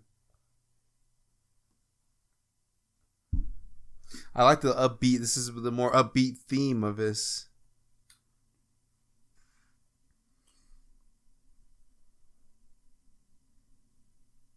Deadbolt, Kevin. Yeah, you're missing a couple of locks. He looks possessed there. So they have the mail slot. They have the dog, the little dog door. Like, they have a lot of... dog doors are not good. Yeah. I mean, what about the air getting in? What does that do for your heating? Is what I'm saying. As a kid, I was like, oh, that's great for the pets. As an adult, I'm like, that's got to wreak havoc on your bills. That damn tarantula. So I never knew what that was as a kid. I didn't know that was like how you start charcoal or something like that. Yeah. I didn't know what the hell. I thought it was specifically to heat up doorknobs. I was like, oh, if you want your doorknob to be warm, that's what you do. Yeah, it's finally coming in use. The old zip line to the treehouse. And I gotta say, he get kicked up. I think it was 4th or 5th grade. I did have a pretty badass treehouse with a zip line like down the yard. What? Yeah. Dude, that's balling. We only lived at the house for a year, but yeah, it had the perfect tree in back to do that. Was it a successful run every time? Did it snap, fall? Actually, the first couple of times I want to say the handle gave out on me, but it wasn't too far. It wasn't much of a fall. Just, we used to fall, I feel like, from trees like 10, 12 feet all the time. Oh, easily. Get up. His bones are like steel back in the day. Now I'm like Mr. Glass. Oh, right. Good old Dodge Ram van. Do they still make Dodge Rams? I remember they were after Twister. They were like huge for a while because like good old Bill Paxton is red Dodge Ram. No more van. I think Dodge makes a Caravan. Dude, I think I was more upset as a kid that he didn't even get to eat any of this. Oh, I've always thought that. Look how steaming hot that is. I'm like, that looks perfect. Fucking awesome right now. And he timed everything out, and he couldn't give himself 5 minutes to eat this. Destroy a mac and cheese. I know I'm spending a lot of time on this, but this is devastating to look at. He's using a knife also to eat. He was going to cut it? Was he going to cut the mac? Using it to assist it onto the fork. I'll give him that. Well, a lot of times that should be in a bowl. I use a big ass spoon. That should be in a bowl, and you use a spoon. I'm scooping. I don't need a fucking stabbing. I might use a fucking ladle at that point. Sometimes I leave it in the pot. I don't even put it in the bowl. Hey, it keeps it warm the whole time. One less dish. Yep. Boom. It's the way to do it. No. Know that shit.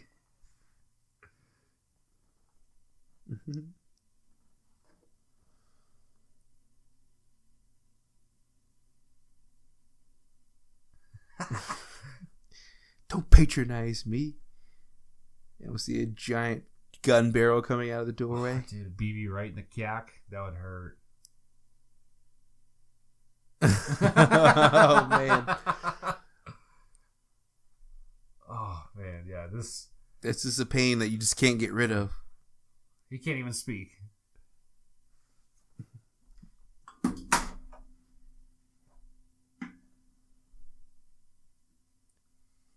Dude, this is Oh, almost death at this point. That point blank with a BB gun? dude, he did it in the eye. That'd take that eye out immediately. Shot him in the head. Attempted murder right there, kid.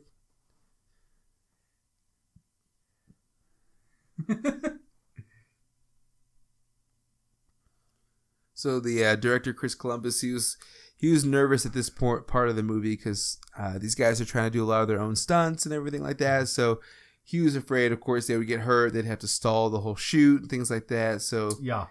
it was a given. Of course, they had some stunt doubles, but they were trying to do as much as they could on their own. Ice stairs, good touch.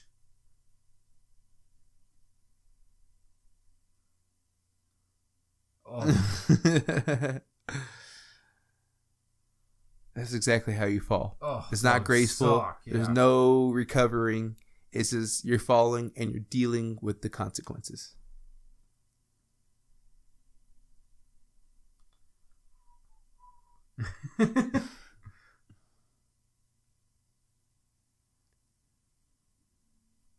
Ooh.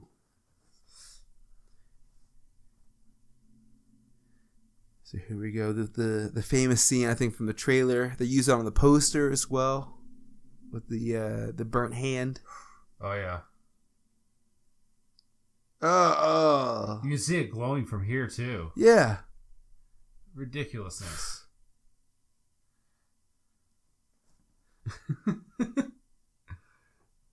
This is great. Spread them. There Yeah. you go. Get that stabilization.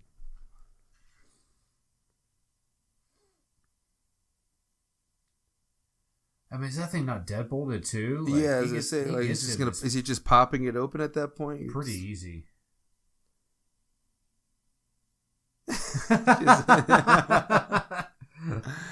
Just opens. Classic.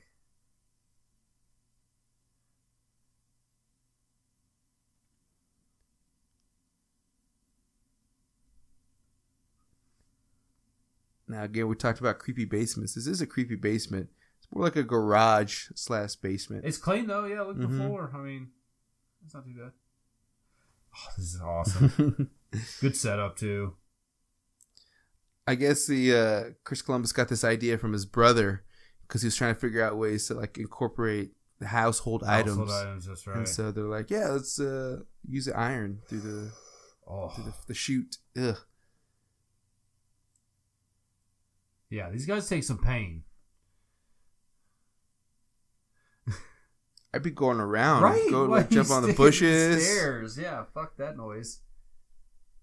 I'd be putting a gun through that mail slot and just shooting like with AK, just spraying.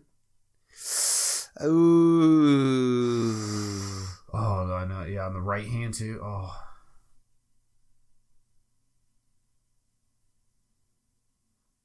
See, this is when Kevin comes out and just destroys them. Yeah. Ooh, branded.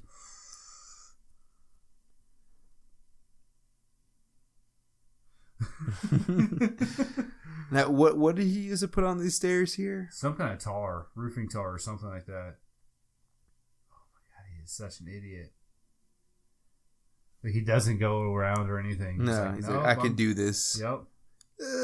That noise, this Yeah. little slit noise going into the foot is the worst part. I think it's just not watching it, but hearing it.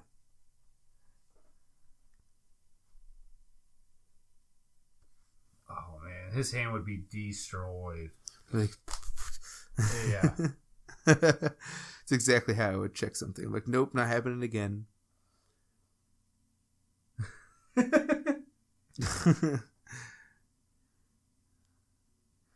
So I guess they use a fake burn in when for the blowtorch scene. Chris Columbus still has it in his office. That's awesome. Ooh. This guy's getting just messed up. Should be like 3rd-degree burns at that point.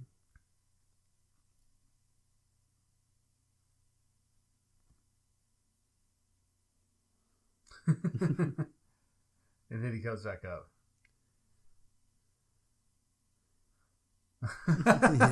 not having it. Right?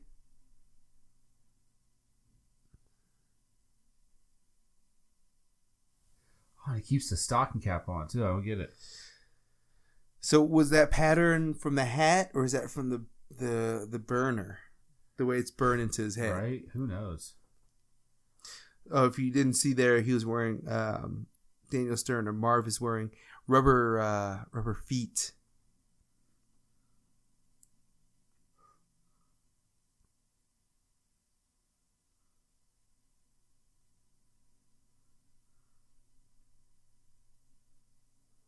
Okay, come and get me. Oh yeah, classic. Right? That never gets old.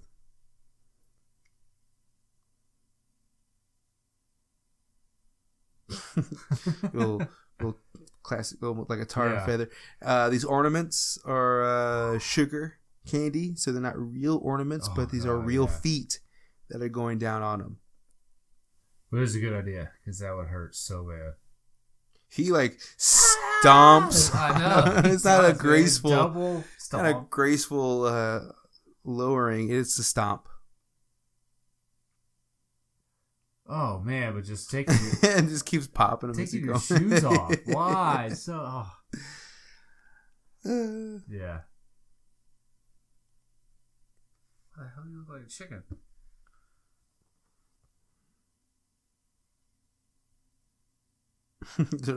That line was improvised.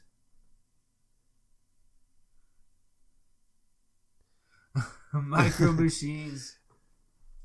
Had plenty of those. Yeah, another improvised line. They had a couple good ones in here. Oh yeah. Micro machines, man. Like, whatever happened to those things? I used to have a shit ton of those too. They were awesome. Oh, dude, this would hurt. This is like, you're done for. People, like, I remember they did the old science YouTube videos we talked about earlier. Like, this is like concussion, brain hemorrhage, like all the above. Throws it. It gets a full 180 swing before. Yeah, hits them right in the face. They'd be out for a while.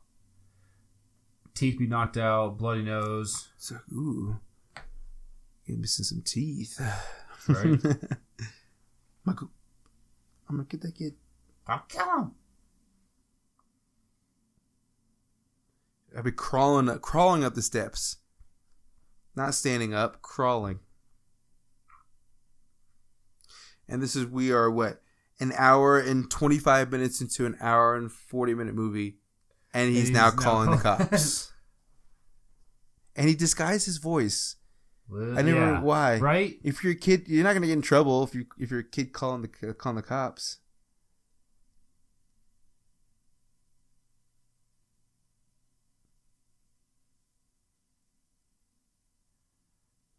So he just lucked out that this damn tarantula. Very lucked out.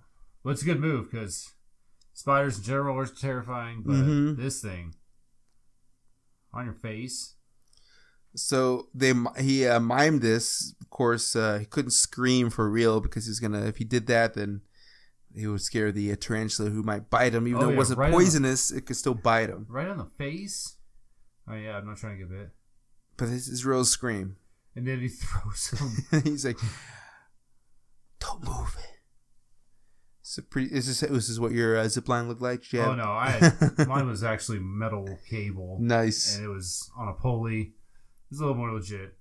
Was that already there? Did you guys set it up? No, I set that up. Dude, that's awesome. But yeah, for him improvising that, it's not bad. Ropes just got too much slack. Can't get it tight enough. Yeah. He got it pretty tight on his own.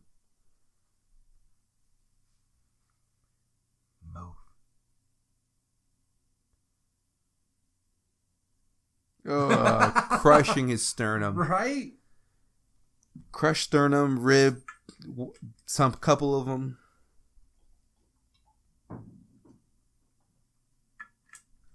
Jerk!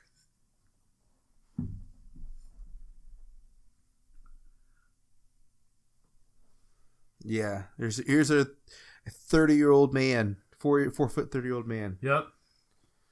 You can see it. You can see it in that one.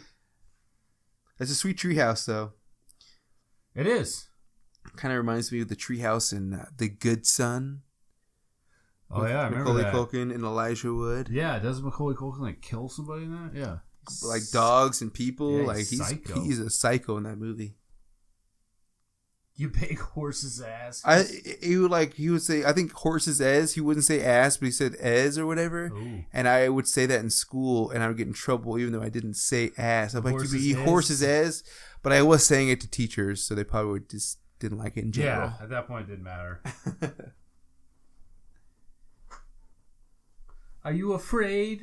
And this is a ridiculous idea. They've had a bunch tonight. Mm-hmm. This one's up there. Whoever hand crawl that? You see two middle-aged, out-of-shape guys too? No That ain't thanks. happening. They could already be in the treehouse by now if they would have just went downstairs.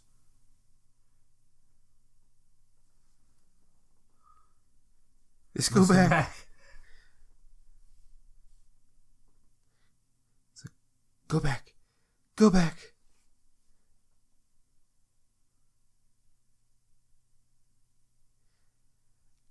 I mean, he's not gonna be able to do that with his own two hands. He's gonna have to leverage that against his body. Yeah, and not with like, those shears, but that's another thing. I was like, no way he's cutting that brand thing. new razor sharp. For a movie, I'll let it slide. Oh yeah. These are all things we've been thinking about for the last pretty much 25 years we've been watching this. Mm-hmm. We're just trying to point out as many as we can.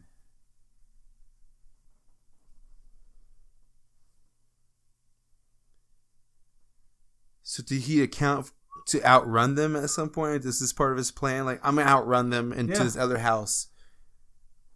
Because I don't even know whose house he goes into. Does he go? He goes across the street to the Murphys. Oh, They're out okay. of town too. Oh, that's right. The Murphys.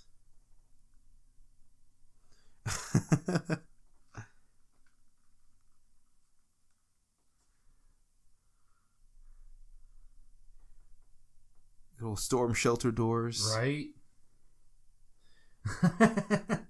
So I guess they filmed wet bandits. They filmed this in some pool or whatever. It wasn't a real basement.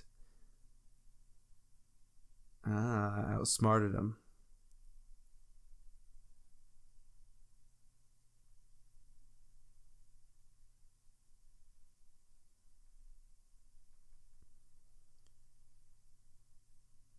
So Joe Pesci, of course, a little over the top when torturing. You know, he's used to torturing full-grown men. But this time, when he bites his little fingers, he actually bites them a little too hard and left a scar on Macaulay Culkin's finger that he still has to this day. Oh, Mr. Marley. Good hits. These are solid ones, yeah. You should take their heads off. He right had there, good but form. Good hits, yeah. He had his legs back. It is kind of anticlimactic, though, if you think about it. They're literally just about to torture him, and then he just walks in and pounds him in the head, and it's done. Yep. Now he's over there chilling with milk and cookies. And like the old man doesn't stay with him at all, and is like, "Hey, where's your parents? Nothing. You all right?" He just drops him He's off. out. He's like Batman.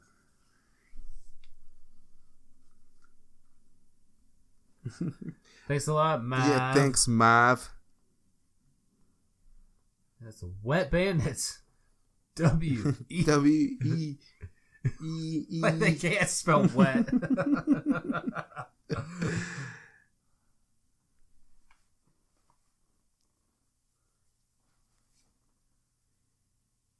And here we go. Get ourselves a nice happy ending. Those are old school They cop are. cars Look at too. those lights. I mean, yeah. It's like they picked them off of the set of Blues Brothers. Ooh. That's exactly what they look like.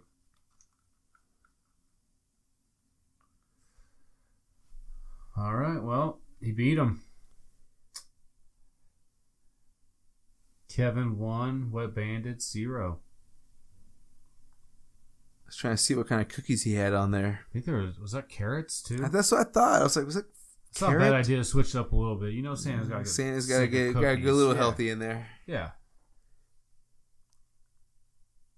It's pretty good looking fireplace with tree right there. I mean, for what he did.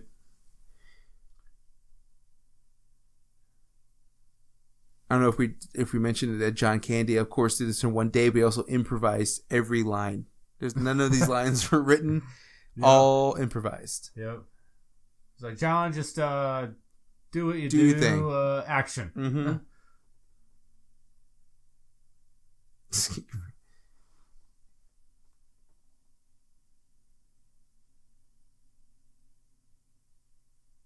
This is hoping that I write a book about it. Yeah, I did my kid at a funeral home once.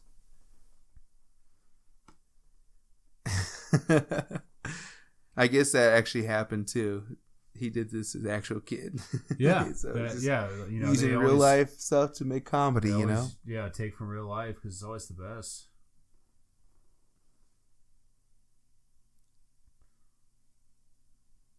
all day with the corpse. Yeah, you're gonna get left somewhere. That is a bad spot.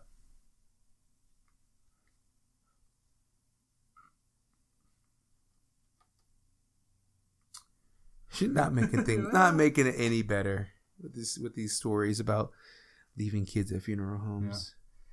And then you got the classic Christmas white Christmas morning. I mean, every time I am driving in like the suburbs or even in the city and you see houses like that, you're like, oh, there's a Home Alone house. Yeah. Like the old brick, semi-mansion house looks like it.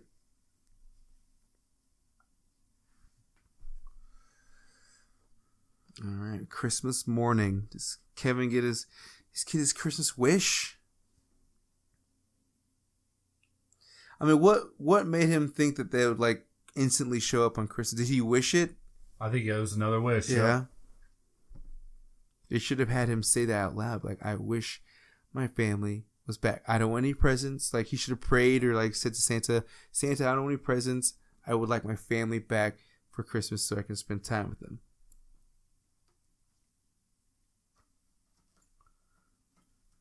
Well, just coming up here too, another completely random thing, but the mom, she goes through all that craziness to get on that early flight and then fly back and then take this truck.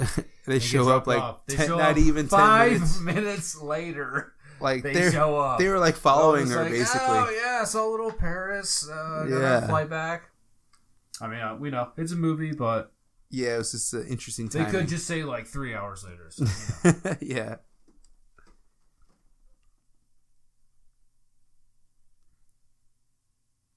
He's less excited now than he was when he actually woke up. He's like, oh, this bitch. Finally coming home to me.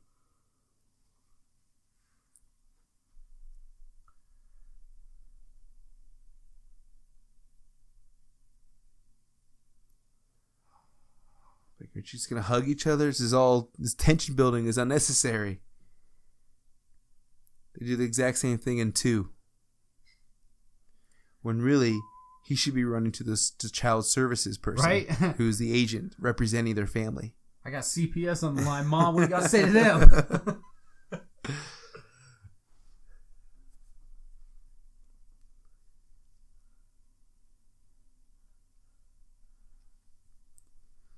It's what a the Merry music Christmas. makes it better. If it was no music, it'd be like he should be pissed at her. There should be a cop sitting there.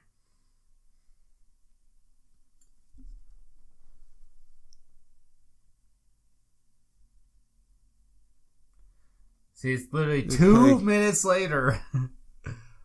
She went through all that, the Polka King and everything for nothing. And not one kid in there is worried about Kevin. They just and come where's in like bitching. Uncle Frank? Did everyone go back to their own houses or what?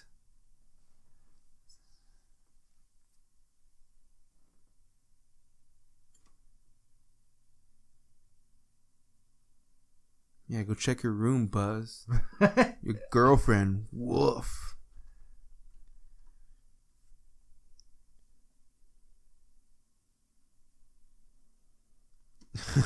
It literally happened to me a couple years ago. My sister bought me flights back from Texas. They were driving back, and I had like a connection and a delay. By the time I got home, they were like an hour behind me. It was ridiculous.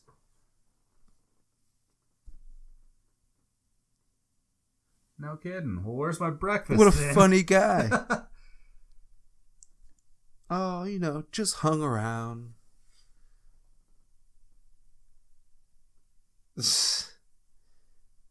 What they should be doing is getting their story straight. So when the authorities make their way in, yeah, they have something ready. So of course, with like Hollywood, a lot of times the weather doesn't permit the day that you're shooting, so they have to create snow, and they use snow in here by using potato flakes. Okay, I've heard that before.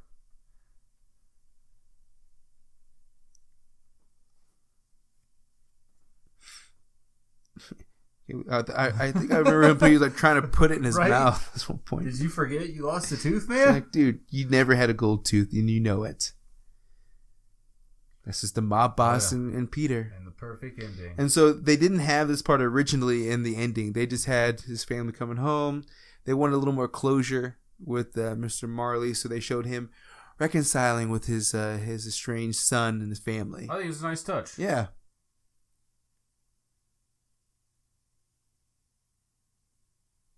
And also you see that his hand is healed.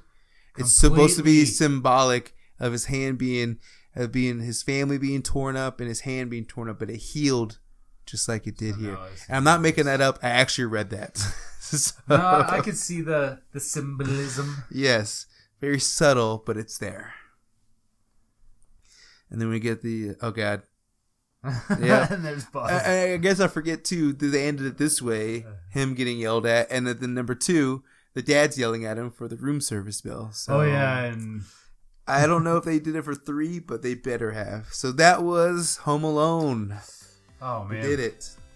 Yeah, it still holds up, man. It's does. Something you have to watch every year, I think.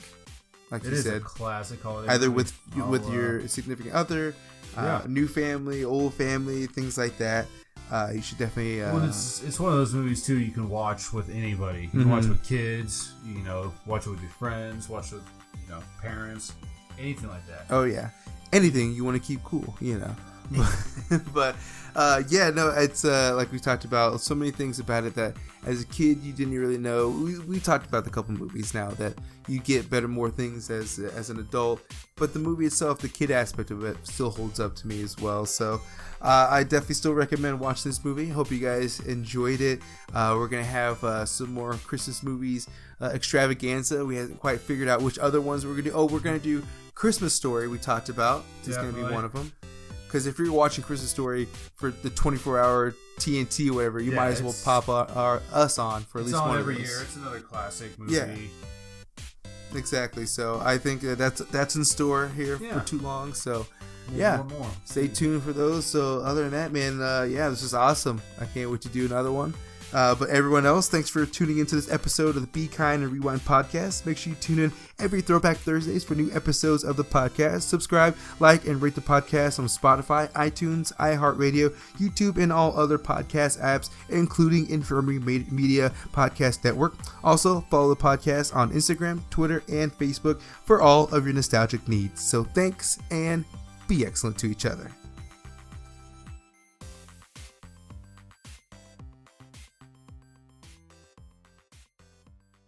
You're listening to Infirmary Media.